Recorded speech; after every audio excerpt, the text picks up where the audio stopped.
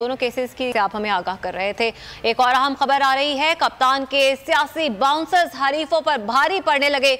वज़ीर-ए-आज़म का आम इंतखाबात की तैयारियों पर मुशावरत इजलास, आइंदा की सियासी हिकमत अमली, अवामी राब्ता मुहिम के लिए सर जोड़ लिए गए हैं। बल्दियाती इंतखाबात की तैयारियों से मुतालिक भी उमूर ज़ेर गौर आ रहे हैं। इजलास में सेनेटर इसहाक डार, एहसन इकबाल, वाना सनाउल्लाह शरीक, मरियम औरंगजेब, राना तनवीर, ख्वाजा आसिफ और सादफीक भी शरीक हुए हैं। आपको बता रहे हैं, कप्तान के सियासी बाउंसर्स के बाद हरीफों पर अब खौफ तारी हो गया है और वज़ीर-ए-आज़म का आम इंतखाबात की तैयारियों पर मुशावरती इजलास इस वक्त जारी है।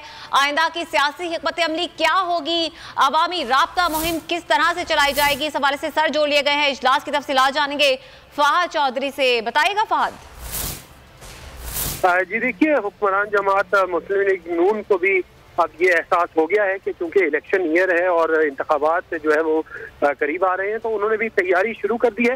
वज़ीर आज़म ने एक मुशावरती इजलास बुलाया जो कि इस वक्त जारी है वज़ीर आज़म हाउस से, जिसमें मुस्लिम लीग नून की सीनियर क़यादत मौजूद है, इसहाक डार, ख्वाजा आसिफ, उस्ताद रफीक, मरियम औरंगजेब और दीगर सीनियर रहनुमा। और इसमें एक तो जो बल्दियाती इंतखाबात हैं उनके हवाले से हिकमत अमली पर गौर किया जा रहा है। इसके अलावा आम इंतखाबात की तैयारियों के हवाले से मुख्तलिफ उमूर पर गौर किया जा रहा है और जो मौजूदा सियासी सूरत हाल है, खासकर पंजाब में जो सियासी सूरत हाल है उसका भी जायजा लिया जा रहा है। ठीक है, फहद चौधरी से इजलास की तफसीलात के हवाले से आगाह कर रहे थे, बहुत शुक्रिया आपका।